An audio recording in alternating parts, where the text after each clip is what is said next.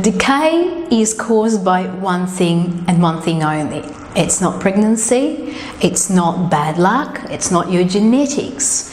It is sugar. How many times do I hear from patients that they've just had misfortune in life and they've got bad chalky teeth and that's why they're developing all these holes?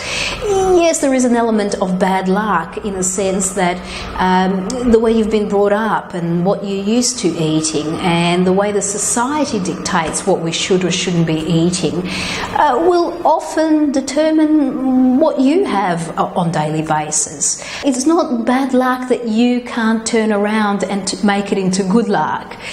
It is in your control. It's got to do with sugar intake. The interesting thing to know, it's not so much about how much sugar you have, but more so about how often.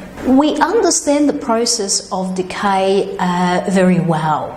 And what we know is that after you have a sugary meal, the pH in your mouth drops. What that means is that the oral environment becomes acidic. And it takes approximately 20 minutes for these acids to clear and for the pH to rise back to neutral.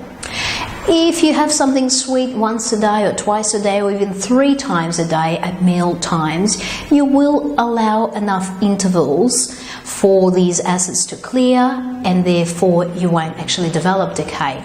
However, if you have something sweet throughout the day, which is what a lot of people do, then the balance will shift towards the acidic environment and that's when teeth will demineralize and decay will take place. So it's not just table sugar, it's all the other things that people don't realise they're having. Molasses, agave syrup, rice syrup, corn syrup, all the syrups, as well as juices and smoothies, the so-called healthy smoothies. Just be very careful of them.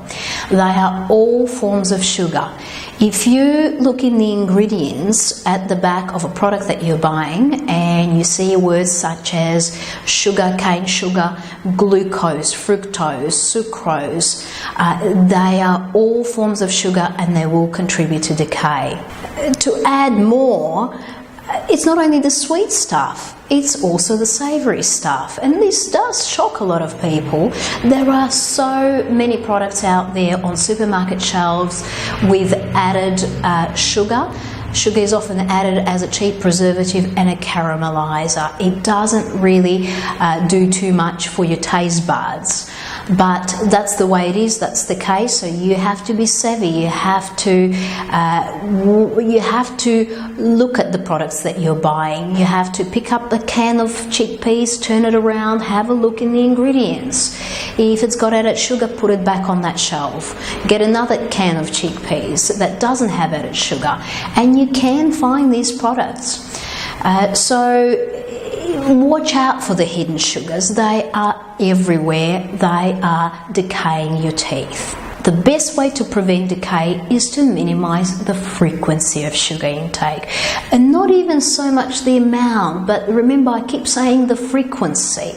You want to limit sweets to maybe once or twice a day. Look at them as a treat. How can you minimize decay? Or how can you minimize sugar intake? Watch out for the hidden sugars, as I've already mentioned.